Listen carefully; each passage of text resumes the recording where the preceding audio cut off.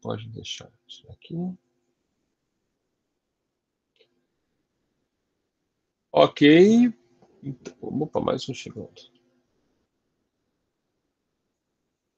Então, novamente, bom dia para todos que chegaram agora, que já estão aqui há algum tempo. Nós vamos falar agora do SEMAT, Software Engineering Method and Theory. E vocês vão entender o que ele é daqui a pouco, né? Tem esse símbolozinho à direita, né? Com um compasso ali, né? No A. Que não tem nada a ver com engenharia de software, é interessante, mas o símbolo é bonito, né? Então, a nossa ideia nessa aula, né, primeiro é apresentar o SEMAT, eu vou fazer algumas opiniões pessoais, né? Entender a diferença em coisas que são métodos e coisas que são práticas, conhecer os níveis do kernel, que é uma característica do SEMAT e é muito importante para mim, né? Conhecer os alfos principais também, bastante importante, e depois, mais tarde, a gente vai falar de um cenário de uso e saber como usar os cartões SEMAT. Na verdade, até eu separei isso em outra sequência de slides, um cenário de uso. Tá? Então, essa é uma aula expositiva, a gente deve ter 41 slides, eu espero demorar entre 30 e 45 minutos. Tá? Então, nossa agenda tem 5 passos, né? Eu vou falar sobre a motivação do SEMAT, que é o estado atual da engenharia de software, a proposta, o kernel essencial e as extensões, e no finalzinho, aquela revisão tradicional dos conceitos mais importantes.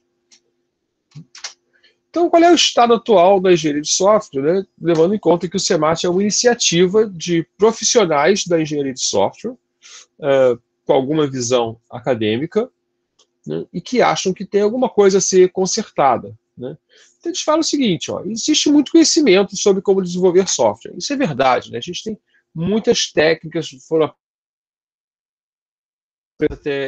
talvez até, com certeza, centenas, talvez alguns milhares, né? E o mundo todo troca de método de desenvolvimento sem entender as consequências. Né? Eu vou ter que carregar aqui meu fone, então eu vou parar o som um minutinho.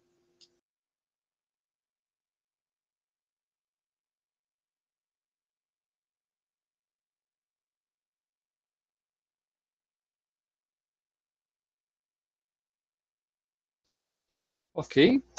Então, muitas pessoas trocam de método, né, porque existe um modismo, né, e claramente existe um modismo, sem entender todas as consequências e sem saber o que vem depois, sem saber qual é o caminho futuro da engenharia de software.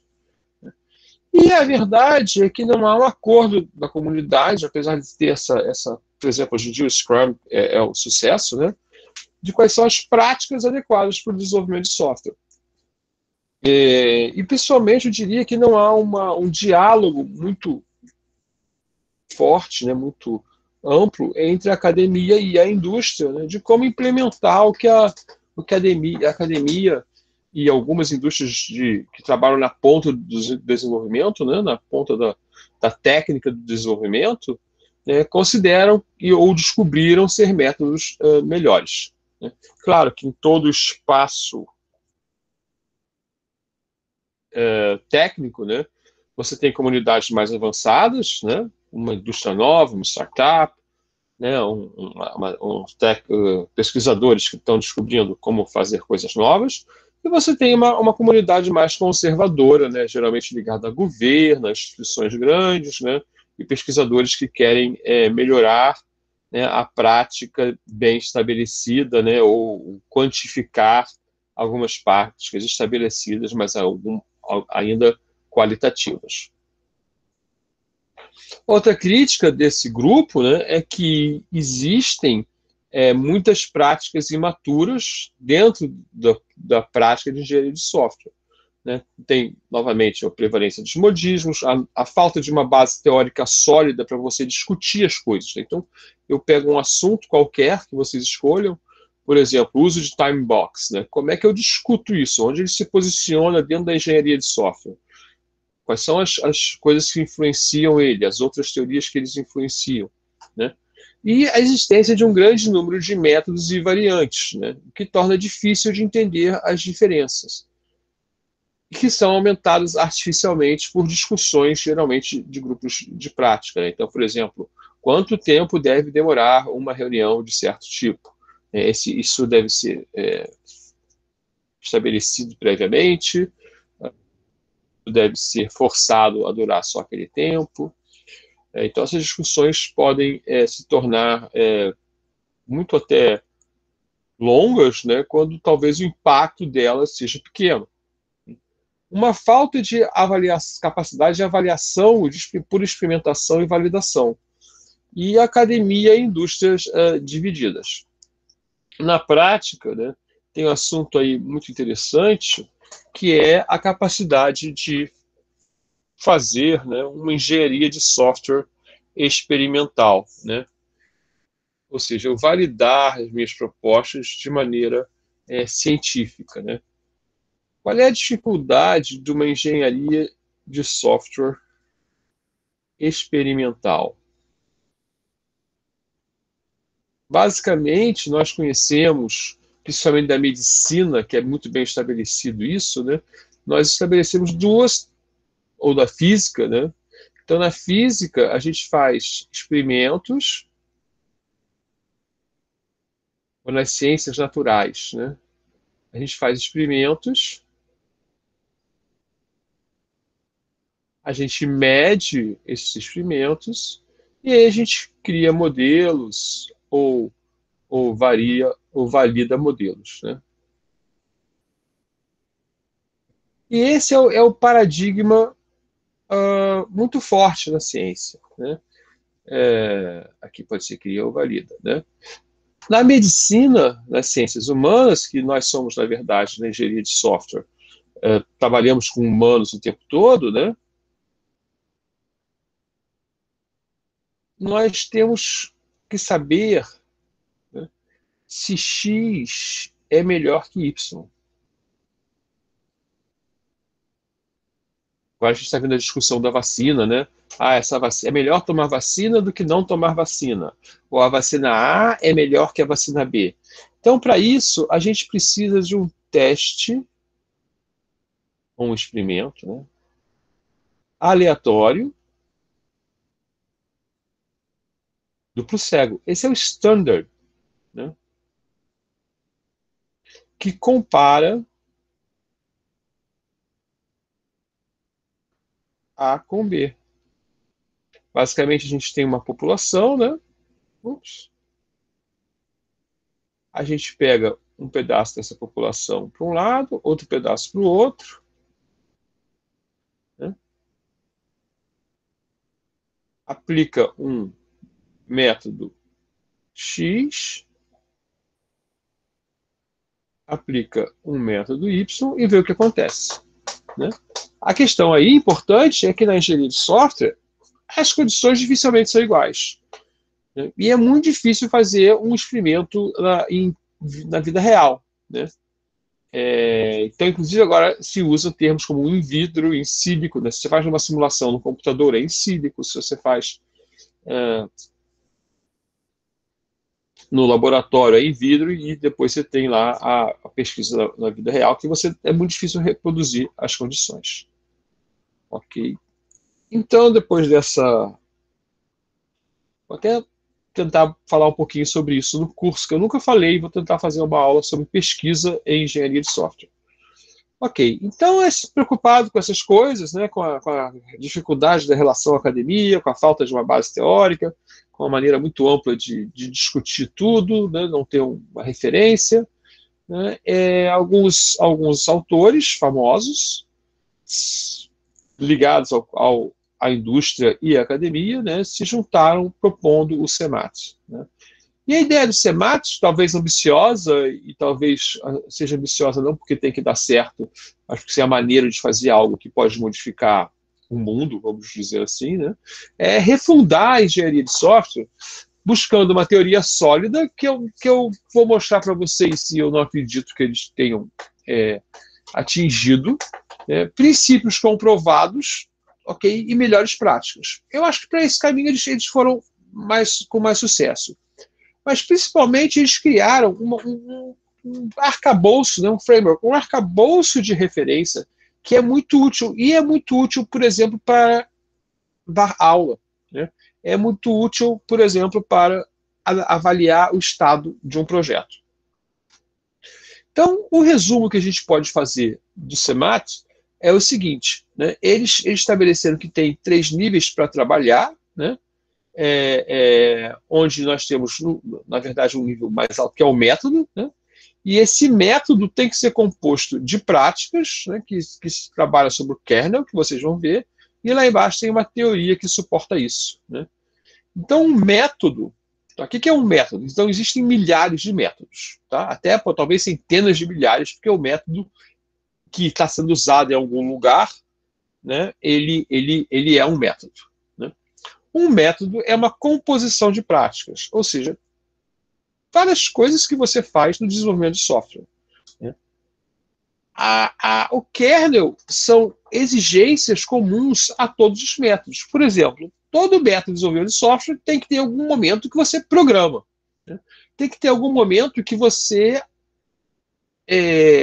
procura quais são os requisitos do software que você vai fazer. Pode ser mais ou menos formal, isso não interessa a esse framework. Esse framework deve dizer, olha, você tem que fazer uma descoberta de requisitos. Uma base teórica sólida que já existe na engenharia de software, é difícil de integrar tudo numa coisa só. Então, o que eles construíram aí foi um modelo de referência e uma linguagem de descrição, que não, a linguagem de descrição não é uma base teórica sólida, mas o modelo de referência nos ajuda a tornar essa base mais sólida, né? E então, novamente, esses métodos são universais, né? E para tudo isso eles juntaram uma linguagem para você poder escrever. Eles tinham uma ferramenta que você podia baixar, agora ela é paga, né, para você poder descrever métodos por meio da descrição de práticas, usando uma teoria de descrição que se consolidava numa linguagem. Ok? Então, essa base teórica sólida, ok? Tem em cima uma linguagem, tem em cima um kernel, tem em cima as práticas, tem em cima os métodos. Todo que eles têm ali é definido em termos de linguagem. Essa linguagem é um XML na prática, né? Eu, novamente, não acho que isso é uma base teórica sólida, é uma maneira de escrever de acordo com alguns princípios estabelecidos na base teórica, né? E uma regra de composição, tá? Uma coisa importante é que os sejam executáveis. Eu recebi aqui um pedido de entrada, ok. Uma coisa importante é que os métodos sejam executáveis, né? E que a prática, né, sejam repetitivas, ou seja, uma prática é algo que você pode sistematicamente fazer de novo, né, abordando qualquer aspecto do trabalho em questão, né. O kernel, vocês vão ver, é uma maneira de organizar em um framework todos os elementos enxeridos no software, e a linguagem é uma linguagem de domínio, que eles chamam, né, para você descrever o kernel, as práticas e os métodos. Ok?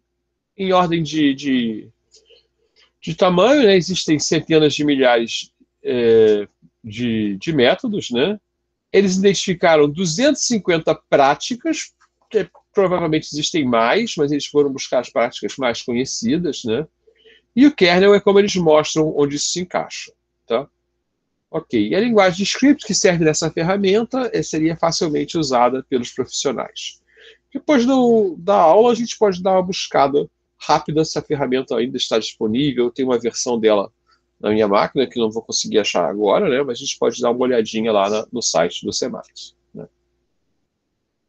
Então, vamos falar do kernel, né? O kernel é a figura que, de certa maneira, vai até orientar esse curso, né? Apesar de eu ter posto algumas coisas adicionais. E o kernel, ele é composto basicamente por 3 assuntos, né? Primeiro, um que eles chamaram alfa, que é quase uma questão de propaganda, assim, um nome bom para usar, né? Que são as coisas essenciais com que trabalhamos, tá? Então, as coisas que a gente gerencia, produz e usa, né? E são âncoras para você colocar mais coisas dentro. A gente não vai falar de subalfas adicionais, mas talvez vocês encontrem no livro, que está lá na bibliografia, né, algumas descrições de subalfas, né? Então, os alfas, eles ocorrem dentro de espaços de atividade, que vocês vão ver daqui a pouquinho, tá? e eles indicam quais são os desafios essenciais a serem enfrentados, né? E, finalmente, as competências que o engenheiro de software, que o desenvolvedor precisa para atender esses alfas, para usar esses alfas para atender os nossos espaços de atividade, né? E a linguagem, é uma linguagem escrita para descrição de tudo isso, né, de uma ferramenta, basicamente, que eles implementaram. A gente pode caminhar aqui. Então, assim, é muito importante agora a gente entender o kernel. Tá? Então, o kernel, ele se divide em 3 áreas. Okay? A área das práticas dos clientes, customer, lá para eles, em inglês, né? As áreas da prática da solução e as áreas do que eu traduzi para empreendimento, endeavor. Né? Como isso funciona? Né? É verdade, cada uma dessas áreas, né, vai conter os alfas. Né? E elas são um limitador da utilidade, ou da importância, ou do uso desses alfas, ou das competências. E agora vai ficar mais claro quando a gente olhar. Então, a ideia é a seguinte: vamos dividir a engenharia de software em 3 áreas de interesse. Em vez daquelas 12 áreas de interesse, né, áreas de conhecimento. Então ela fala, olha, tem a área do cliente que tem relação a ver com como as coisas vão ser usadas, como o software vai ser usado e explorado. Okay? Depois tem a área de solução, que explica como a gente vai especificar e fazer o desenvolvimento, o desenvolvimento de software. Né? Quais são as propriedades do software. Então, a solução, na verdade, é o software. E tem a área de empreendimento, que é tudo que tem relação com a construção desse artefato. Isso fica, então, em 3 níveis. Né? Ou seja, alguém aqui, na verdade vai ter um cliente aqui, né, que vai usar. Aí você tem aqui o software propriamente dito. Vamos botar aqui 2 janelinhas com coisas na tela. E você tem aqui as pessoas que estão programando lá no computador, né, trabalhando, né, e vão gerar isso aqui. Então esse cara aqui tem a ideia, ele usa o software, ele tem a ideia, ele usa o software. Aqui está o software propriamente dito, que também tem uma especificação lá. Lembra que o software também é papel, né? É especificação, é documentação. E você tem aqui as pessoas produzindo o software. Os alfas são o que a gente trabalha essencialmente para atender o cliente, o que é o software, né, e a produção desse software. Então aqui vão estar nessas partes. O nosso framework vai se dividir em partes que realmente nos ajudam a entender melhor a engenharia de software. Então a gente tem aqui o nível do cliente, onde vão estar as partes interessadas. Essas partes interessadas, então, é uma definição que eu vou dar umas 2 ou 3 vezes ao longo do curso, né, a definição, e agora vocês vão começar a guardar. Né? Porque qualquer projeto tem partes interessadas. Né? O que são as partes interessadas? Então, são pessoas, grupos, organizações, pode ser o meio ambiente também, né, que afetam ou são afetadas pelo sistema de software. Na verdade, pelo resultado de um projeto qualquer ou pelo uso de um processo qualquer. Né? Então, tudo que a gente vai fazer, ele vai ter uma mudança no mundo. Essa mudança no mundo vai afetar pessoas, grupos de pessoas, organizações, até prédios. Né? Eu posso lá fazer uma obra que vai afetar os moradores do prédio, por exemplo. Então, se afeta ou é afetado, ou se acha que é afetado, a pessoa passa a ser uma parte interessada. Né? E as partes interessadas influenciam o projeto, né? Porque elas percebem valores, elas percebem vontades, elas percebem prejuízos, elas percebem benefícios que vão receber, né? Então elas vão reagir de alguma forma, né, ou até vão agir para realizar um projeto, né, de acordo com o seu interesse. Por isso que elas são partes interessadas. As partes interessadas, então, elas fornecem oportunidades para o projeto e riscos, né, e são as fontes dos requisitos, das coisas que o software deve fazer, né, e as fontes do financiamento. Eu me lembro que na última aula, a gente, ou nas últimas aulas, pelo menos, a gente falou do patrocinador, né? Não, o projeto só tem sucesso, ou tem uma coisa muito importante, um fator muito importante do sucesso do projeto é ter um patrocinador, ele é a parte interessada. Os usuários, né, são parte interessada. Os desenvolvedores são partes interessadas. Então, elas têm que estar envolvidas em todo o empreendimento, que é fazer o software, né, para apoiar o time que faz isso, que é outro grupo de parte interessada, e garantir que o sistema de software vai ser usado no futuro, né? Essas partes interessadas, elas fornecem, então, como dizia assim, a própria definição, né, oportunidades. Mas, modernamente, oportunidade inclui as oportunidades positivas e negativas, os riscos. Então, quando a gente fala de oportunidade e risco, a gente está falando do mesmo tipo de assunto, né? Só que as oportunidades geralmente é um termo usado para resultados positivos, né? Desejos ou possibilidades de coisas que vão trazer resultados positivos, e o risco é o evento que vai trazer resultado negativo. Então, o que são essas oportunidades? São circunstâncias que tornam o desenvolvimento adequado. Por exemplo, uma oportunidade para fazer um sistema pode ser que o sistema antigo não tem mais suporte do fabricante. Então, você desenvolveu lá um software em Fortran 4, né, ele calcula a estrutura do seu prédio, e você percebe que os fabricantes não estão dando mais um apoio adequado a isso, então você requer reescrever esse software que calcula a estrutura do prédio em C++, ou em Fortran, um Fortran mais novo, coisa assim, né? Ou, por exemplo, você vai ter uma empresa que vai fazer um negócio novo. Então, ela vendia carne e começa a vender embutidos, então tem que modificar, né? Ou ela percebe que pode vender embutidos, então tem que modificar o seu software para atender a isso, né? Então, qualquer circunstância que torna apropriado o desenvolvimento de software é uma oportunidade, né? Ele articula a razão, né? E é bem claro para a gente aqui, né, que as partes interessadas são quem, né? As oportunidades são o porquê dos projetos. Formando a solução, então. Então, as oportunidades, elas dão foco, né? Elas delimitam, elas dão prioridade, elas dão valor aos requisitos, tá? Que é o que a gente vai fazer. Vão guardando essas palavras, porque a gente vai discutir elas, acho que ainda hoje, né? Quem, por quê, o quê. Então, obviamente, os requisitos são as funcionalidades que o software tem que ter. Esses requisitos, então, se aplicam, né? Eles determinam, né, o software, ok?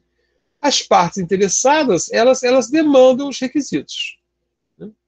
E o software atende os requisitos. Deixa eu voltar aqui à definiçãozinha, né? A gente não tem nenhuma observação mais adequada, dizer que isso é um sistema de software, hardware e dados que fornece o valor. Então vamos dizer aqui, né, que aqui tem relação com outra palavra importante para a gente, que é valor.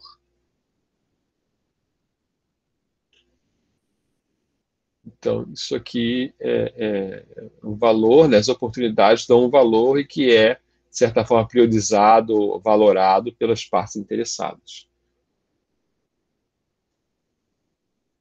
Então, as partes que demandam os requisitos, né, e o software vai atender os requisitos, que, então, de maneira que ele seja usado, né, pelas partes interessadas, mas tem um termo que está sendo mais usado hoje em dia, que é fluido. Porque fruir de algo é usá-lo sem consumi-lo. E a gente realmente não consome o software.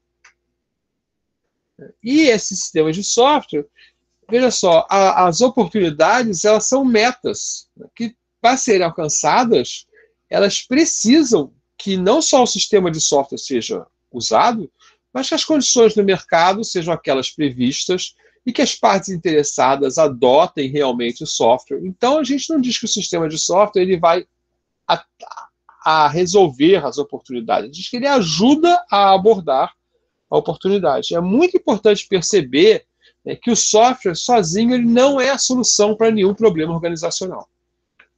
Ele exige um trabalho, né, que inclui a participação dos usuários, a existência do patrocinador, né, a maturidade do time que executa, né, para poder realmente funcionar, não só fazendo o que ele se propõe, que são os requisitos, mas sim atendendo às oportunidades que ele para a qual ele foi imaginado. No empreendimento, a gente vai ter o quê? A gente vai ter o time, né, a equipe de desenvolvimento engajada, né, e que vai precisar do apoio de todas as outras partes interessadas. Então, o time ele é uma parte interessada, né, mas ele é um pedaço das partes interessadas. Tá? A gente pode dizer que o time, ele, de certa forma, também está aqui. Tá?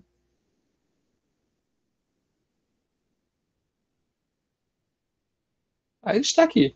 O problema é que é mais fácil a gente tratar o time de maneira diferente, porque as oportunidades que ele vê e os requisitos que ele tem como time, né, e não como desenvolvedor, que vai atender os requisitos das partes interessadas, eles são outros. Então, geralmente, a gente separa realmente as partes interessadas do time. Ok? Daqui a pouquinho eu dou um exemplo de risco para o Jorge, aqui, que perguntou. Então, o time, o que ele faz? Ele planeja e executa, né, o trabalho. Né? E o trabalho é tudo que a gente faz para quê? Para atualizar, alterar, criar o software, dentro das limitações propostas pelo requisito. Né? Um software de venda de produto que apoia a venda, um software CRM. O que ele faz? Né? A fronteira do que ele faz está limitada pelos requisitos. Né? E para poder fazer isso, para poder planejar e executar esse trabalho que cria o software dentro do escopo determinado pelo requisito, né? A gente pode botar aqui, né? Da escopo, da fronteiras, né? Senão todo software vai fazer tudo, né? A gente vai isso. A gente vai aplicar modos de trabalho. Tá? Então, assim, né, são as práticas que a gente escolhe sob medida, né? Agora, essa medida pode ser uma medida bem específica, bem genérica, que eu posso estar obrigado a trabalhar de um certo jeito, porque é a norma da companhia, né? Então não posso escolher, mas ok, e que guiam o trabalho. Né?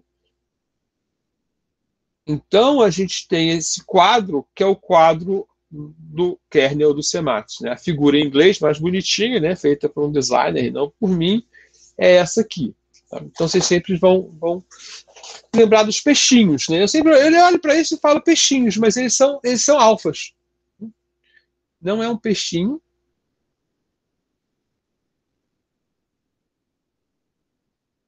é um alfa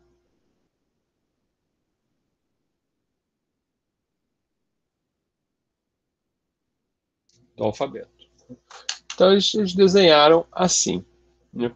Um risco, para dar a definição aqui, né? A gente vai fazer, então, deixa eu puxar aqui uma transparência para a gente. Um, dois, três.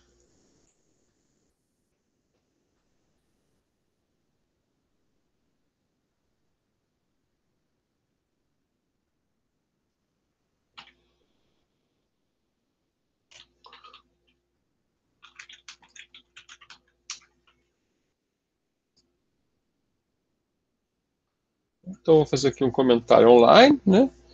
Um risco é o seguinte, vamos falar de oportunidade e risco. Normalmente você vai estar em uma situação, né, qualquer, tá, que inclui vários fatores. Né? Essa situação você pode prever situações futuras. Por exemplo, uma coisa que a gente gosta de fazer é jogar na loteria, né? E ganhar na loteria.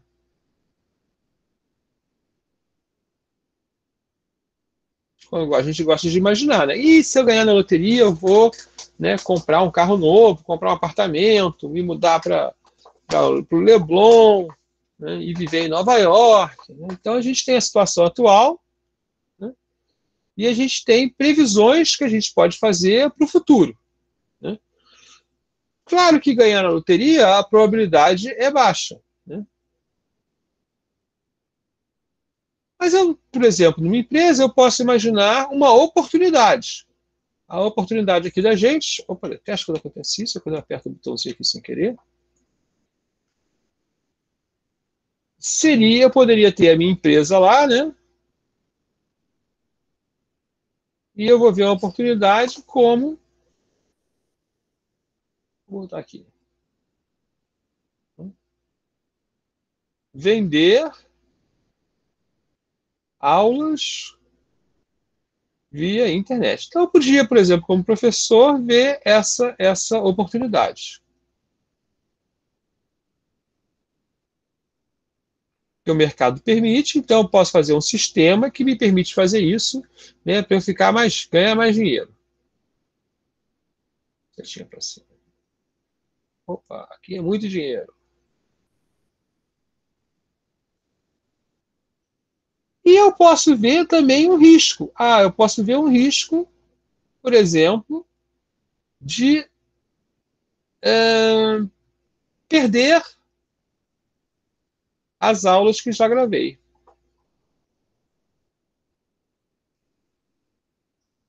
E aí eu posso, por exemplo, fazer um projeto de backup, um projeto de... Bom, basicamente tudo seria backup, né? Mas eu posso dizer aqui de salvar em 2 sites, né? E coisas assim. Né? Então, dada uma situação, eu posso ter oportunidades reais, assim, né? E eu posso ter riscos. Né? E a gente poderia dizer aqui, né, que isso aqui é um risco. Isso aqui é um risco positivo. Então, modernamente, hoje se fala de risco positivo. Mas, geralmente, quando a gente fala risco, as pessoas entendem risco negativo. Tá? Depois a gente vai ver outro conceito, que é o mesmo, até de risco, que é o seguinte: eu vou fazer um projeto e vou entrar lá e quais são os riscos do projeto. E a gente viu, por exemplo, né, que qualquer projeto de engenharia de software, projeto de software, um fator de risco, ou seja, um fator de risco é tamanho do código. Quanto maior, maior o risco.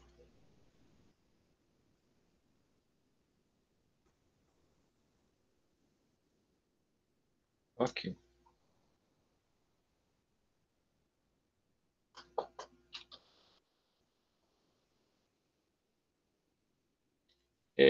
Então, voltando aqui ao nosso... Ok, Jorge?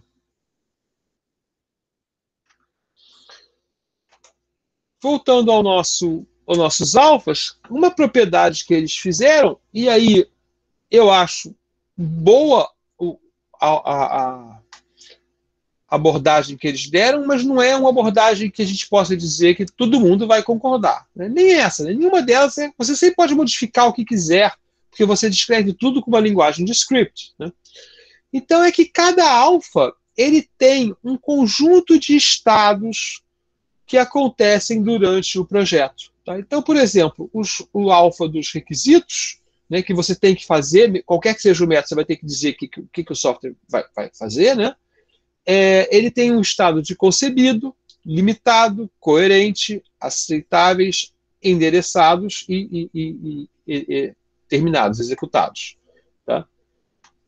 Como o CMAT tem uma forte influência da agilidade, porque a gente tem visto, né, por evidências empíricas na indústria, né, e por evidências acadêmicas também, né, que a agilidade é importante, né? Todos os conceitos de atividade eles são importantes para o desenvolvimento de software, né? A gente vai ver esses requisitos. Nas transparências agora eu vou andar, porque isso aqui é apenas o texto para quem vê as transparências poder saber o que eu falei, né? Outra maneira de olhar o kernel é que atividades a gente pode fazer. Tá? Então, agora a gente estava aqui olhando o kernel, né, nas atividades, nas grandes, né, nos nossos alfas. Vamos voltando aqui, né? Vamos voltando aqui, o alfa voltando, né? Que as coisas essenciais com que trabalhamos. Então, a gente trabalha com partes interessadas, oportunidades. E vocês vão ver que eu vou organizar o curso ao redor disso. Tá? Tem um defeito. Tá? Qual é o defeito? É que essa caixa aqui é muito grande. Tá? Porque, de certa maneira, grande parte da engenharia de software está aqui. Na descrição, na definição de modos de trabalho. Tá? Então, assim, onde é que está como faz teste? Está ali. Onde é que está como programa? Está ali. Onde é que está como faz exame de controle de configuração, controle de versão? Está ali. Então, essa caixinha é uma caixinha super poderosa. Okay. Mas aqui, então, a gente usa de outra maneira, né, para descrever os espaços de atividade. Basicamente é o seguinte: quais são as atividades que estão na cadeia de valor, né, na maneira de produzir, no nível de cliente, no nível de solução e no nível de empreendimento. Tá? Então, se eu quero desenvolver no nível de cliente, eu tenho que fazer o seguinte, eu tenho que ter atividades que exploram possibilidades em torno das oportunidades, né? Riscos. Eu vou usar, normalmente, risco e oportunidade como, né, oportunidade positivo, risco negativo. Tá? Envolver as partes interessadas. Na aula de risco, eu vou falar de riscos positivos mais ativamente. Envolver as partes interessadas, porque a gente sabe que isso é um fator. Pega essa palavrinha aqui também, ó, fator crítico de sucesso. São as coisas que a gente tem que garantir, né, para o sucesso de um projeto. Envolver as partes interessadas é essencial. Né? Imagina um projeto de software que o usuário está se lixando se vai ficar pronto ou não. Né? Garantir a satisfação, ok, outro fator crítico de sucesso, e depois, finalmente, esses clientes têm que usar o sistema. Se eu fizer tudo, deixar bonitinho, botar no CD e nunca implantar, né, não, o projeto foi um fracasso. Dentro da solução, a gente tem que entender os requisitos, dar uma forma ao sistema, né, que é o nosso projeto, né, nossa arquitetura.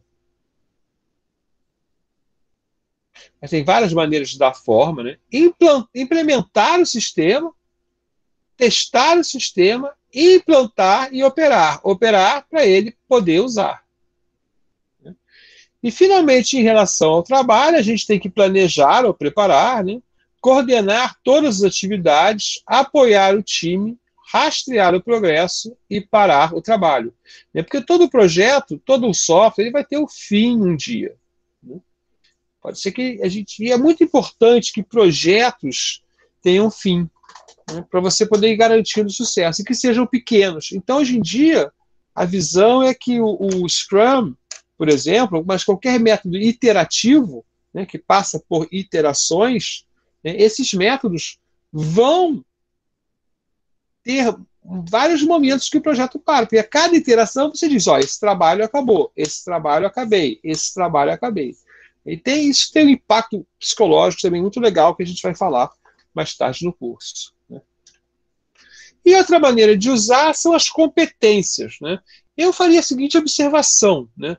O CMAT é muito avançado em relação aos alfas e aos estados do alfa. A gente vai ver aqui. Né? Ele é sofisticado nessa parte. Nessa parte aqui, ele já começa a não ficar tão sofisticado. Né? Apesar do que há uma cadeia de valor, há um detalhamento, né? Vocês podem olhar. E nessa parte aqui, eu acho ele bem fraco. Porque essas coisas são termos muito, muito gerais.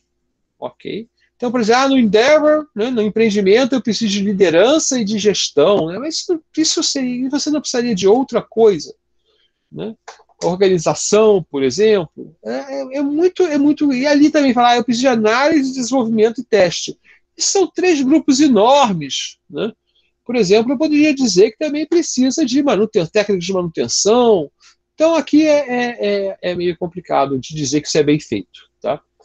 Porém, nós temos aqui uma classificação para as pessoas, né, que vêm de outras maneiras que existem na literatura de entender o que as pessoas sabem. Isso aqui é um modelo interessante. Tá? Então, olha, vocês podem se autoavaliar em qualquer coisa pensando nesses 5 níveis. Você ser capaz de auxiliar a fazer algo, tá? Você é capaz de fazer algo sozinho, você dominar totalmente aquela ideia, você ser capaz de adaptar e você ser capaz de criar coisas novas, inovar. Isso aqui tem relação da nossa compreensão e do nosso conhecimento sobre algo. Né? Isso aqui vai trabalhar, por exemplo, nas teorias da educação, você vai ter algo parecido. Né? Você quer testar educação. Você quer testar se a pessoa sabe trabalhar junto com outros, se ela sabe trabalhar sozinho, se ela domina totalmente aquele espaço de conhecimento, se ela é capaz de adaptar o conhecimento para usar em outro lugar, e se ela é capaz de inovar no conhecimento. Então, isso aqui é uma pirâmide, na verdade, né, onde a auxiliar está aqui embaixo. Inclusive, uma fase do aprendizado, né, e vai subindo. 1, 2, 3, 4, 5, até o inovar. Alguns chamam de criar, mas no semático, uma coisa de tecnologia, é inovar. Então agora vamos voltar aos... A gente está demorando já 1 hora nessa aula, né? E da última vez que eu dei ela foi de 1 hora e 11 minutos também. E isso é interessante porque mostra que tem muito assunto para falar ali. Isso é uma área muito rica. Né? Vamos falar então dos estados. Né?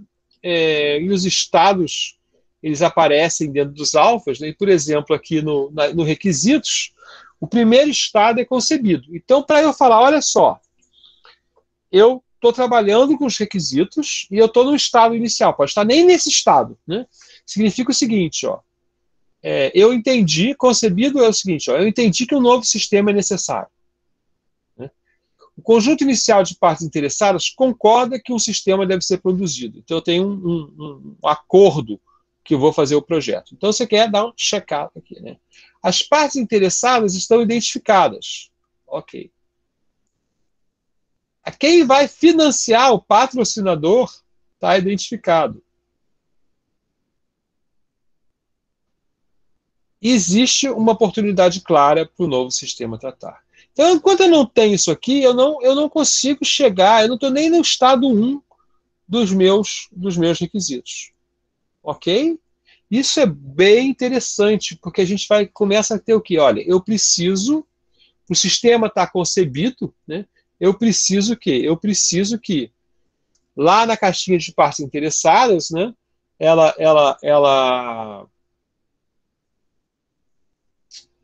têm uma concordância que o sistema deve ser produzido, é esse o sistema. Né?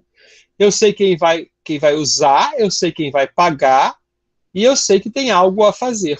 Então eu posso dizer que o sistema está concebido. Né? Mas eu ainda não sei o que necessariamente, exatamente, eu vou fazer. Né? Então indo para o modo ágil, né? Cada alfa tem uma cartinha, eles produziram uma cartinha genérica aqui, né? Que explica o alfa, e cartinhas que explicam os estados do alfa. Então, o requisitos tem concebido, limitado, coerente, suficiente, satisfatório e cumprido. E o concebido é o seguinte, ó, o sistema está concordado pelos stakeholders iniciais, usuários e clientes estão identificados, esse aqui é um resumo, né? e o benefício esperado está acordado. Né? Limitado significa que eu tenho tema, escopo e critério de sucesso, né? Eu tenho os mecanismos de gestão, as restrições e assumptions, que a tradução é premissas, são analisadas. Até o ponto, né? Aqui, isso aqui ficou fixo aqui, não consigo apagar? Não, não consigo. Até o ponto que eu tenho aqui, né? Que os... Olha lá no requisitos fase 6. Os stakeholders aceitam os requisitos como corretos. Tá? Então, nossos requisitos vão evoluir ao longo do projeto até estarem cumpridos. Pode acontecer de eu ter que voltar atrás. Ok, ó, é uma máquina de estados que vocês conhecem. Né? Orientada aos resultados. Então, isso aqui eu acho bem legal. Tá? Porque ele te permite ter, na verdade, 7 maneiras de fazer a gestão de como o seu projeto está andando. Ter uma ideia clara de como o seu projeto está andando. Tá? Vou voltar aqui, né? Então, para cada um desses alfas, tá? A gente tem umas cartinhas. Não adianta ficar listando as cartinhas para vocês. Aqui vocês têm as cartinhas no Moodle, né? Vocês podem pegar e entender. Mas o que vocês vão entender, principalmente quando eu mostrar um cenário do alfa, né, é que eu posso usar isso para fazer uma gestão do meu estado de desenvolvimento do meu projeto e uma gestão ágil. Né, porque as perguntas estão lá, eu posso responder, são perguntas fáceis, razoavelmente fáceis de responder, né, e permite uma análise de como o projeto está andando. Outra questão interessante é que eu não preciso usar todas as perguntas. Então, isso leva a eu poder, entre essas 7, selecionar quantas eu quero, né? Quantos subconjuntos tem. Então, na verdade, eu tenho 49 opções de análise. 49 ou 48, porque zero alfas, né, não me interessa. Alguém quis fazer uma pergunta aqui?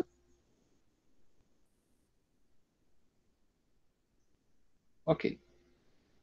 Então, vamos em frente.